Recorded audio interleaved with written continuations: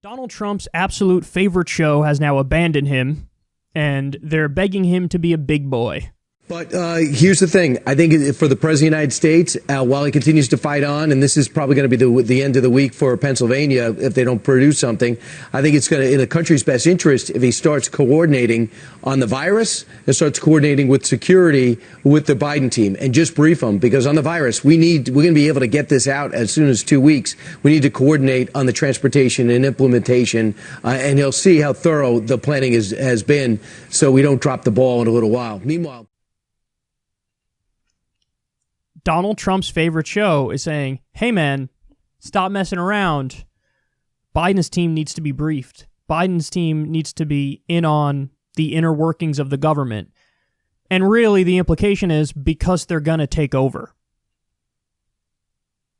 They're telling Trump to stop being a baby. They're telling Trump to act like an adult and start with the process of the peaceful transition of power. They're telling Trump, this is Fox and Friends, his favorite show, the one he used to call into all the time. That's amazing. Now listen, what I would say to the hardcore Trump people, guys, what did you expect? I'm sorry. One American News Network is lying to you. Newsmax is lying to you. Every far right-wing pundit who's spreading misinformation is lying to you. They're doing wishful thinking.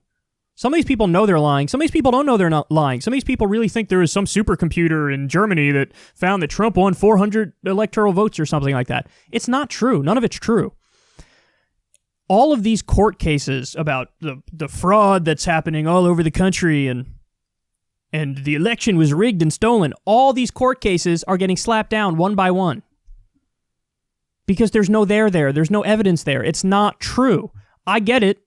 Donald Trump is a guy who has one gear, and it's relentless offense. And so you might get caught up in that and think, well, he seems confident like he won. He keeps saying he won. He's wrong. It's not true. And in the case of him, I think he knows he's lying as he keeps pushing forward at 1,000 miles an hour.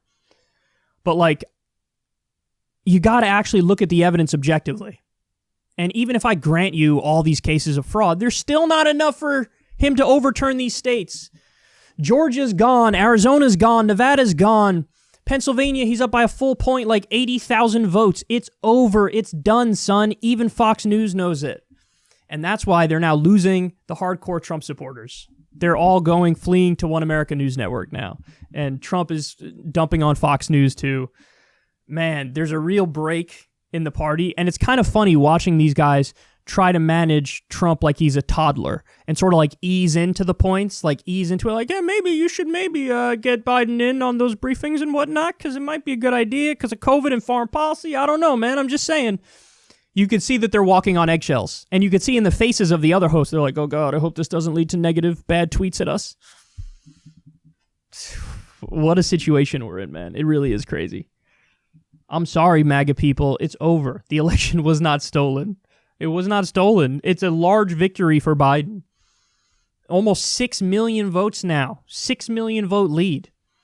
But even putting aside the popular vote lead, when it comes to the states, 306. Trump himself called that a landslide in 2016 when he did it. So, I know it hurts. But you've been rejected. And it's time to digest that.